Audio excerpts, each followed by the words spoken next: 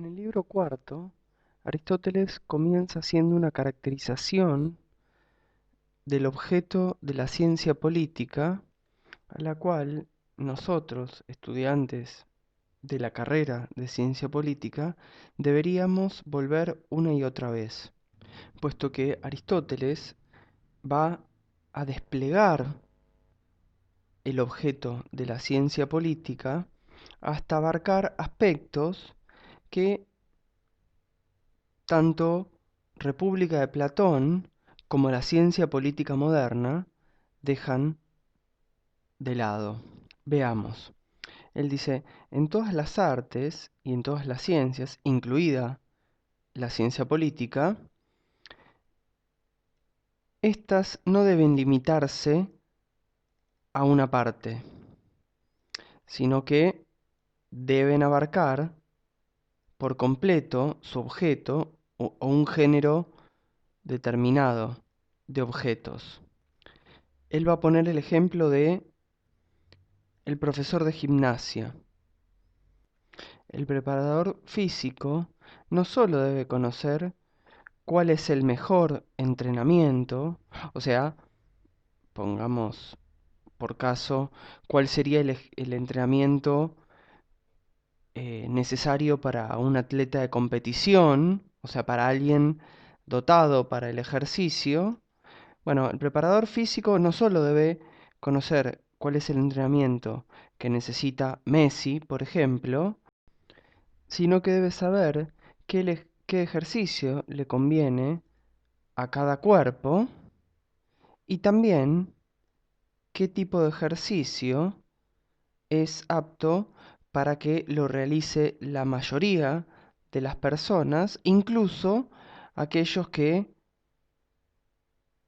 no tienen ni la constitución física ni el conocimiento adecuado para dedicarse al deporte.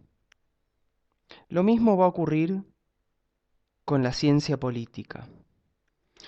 La ciencia política no solo debe conocer cuál es el régimen más perfecto, el mejor régimen, sino que además debe conocer qué régimen es apropiado para las personas que tenemos delante, o sea, qué régimen es apropiado para un pueblo determinado o cuál es el régimen mejor dadas ciertas circunstancias.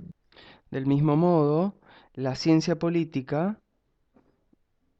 debe poder recomendar a un determinado régimen que se ha formado a partir de un determinado principio, cómo éste puede conservarse más tiempo.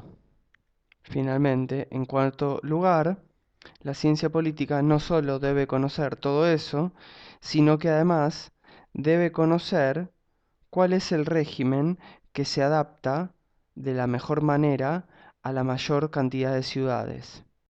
En suma, la ciencia política debe considerar el mejor régimen, pero también el que es posible, el que es más fácil y el que es accesible a todas las ciudades. El problema es que los que actualmente se dedican a la ciencia política, dice Aristóteles, unos solo buscan el mejor régimen. Y ya sabemos del libro 3 que el mejor régimen requiere de muchos recursos, requiere de personas muy virtuosas, es difícil. Otros hablan de una forma común y en realidad suprimen las diferencias de matices entre los regímenes realmente existentes. La crítica a Platón aquí es nuevamente evidente, pero Aristóteles es de otra opinión. Aristóteles dice que, además de ocuparse de lo mejor, la ciencia política necesita conocer una organización política tal que los ciudadanos, partiendo de los regímenes realmente existentes, puedan ser persuadidos de adoptarla. Justamente esta es la concepción que Aristóteles tiene acerca de la república. Más adelante en el libro 4 veremos cómo es la receta para hacer esa república, pero lo que podemos decir en este punto es que para Aristóteles la república es justamente el régimen que mejor se adapta a todas las ciudades y que representa una organización política que, partiendo de los regímenes existentes, permite convencer a los ciudadanos de adoptarla y de reformar sus regímenes existentes para que esos regímenes tiendan hacia lo mejor y hacia una mayor estabilidad. Aristóteles dice con algo de simpatía que esto debe hacerse en la idea de que no es un trabajo menor reformar un régimen que organizarlo desde el principio. O sea, reformar un régimen ya existente para mejorarlo es algo casi tan difícil que fundar una ciudad desde el principio. Del mismo modo que es difícil aprender desde el principio, pero también es difícil desaprender conceptos equivocados.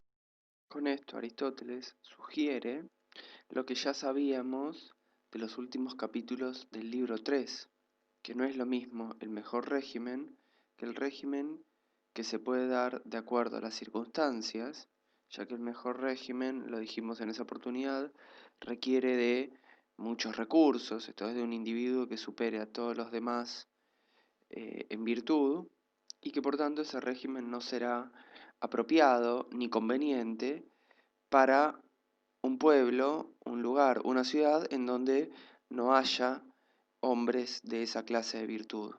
Allí también hay una tarea que le corresponde a la ciencia política, que es la de ser capaz de identificar el régimen que conviene a cada pueblo, el régimen que se adapta a las circunstancias de una ciudad. Y por eso Aristóteles agrega que, además de lo dicho, el político debe ser capaz de ayudar a los regímenes existentes, como también se dijo antes. Pero notemos lo que viene a continuación. El político no puede ayudar a los regímenes existentes, o sea, esa tarea es imposible si se desconoce o si desconoce cuántas formas de régimen hay. Y de hecho algunos piensan que existen una sola democracia y una sola oligarquía, pero esto no es verdad. De modo que no hay que olvidar las distintas variedades de los regímenes, cuántas son y de qué manera se pueden componer. Aristóteles nos anoticia a comienzo del libro 4 y contraviniendo lo que sabíamos provisoriamente del libro 3, que no hay una sola forma de democracia, ni tampoco hay una sola forma de oligarquía. Son varias las formas de democracia que existen en la realidad y varias las formas de oligarquía. Esto es, y por eso Aristóteles lo sugiere con cierto humor, en el libro 4 tenemos que empezar a desaprender lo que habíamos aprendido en el libro 3.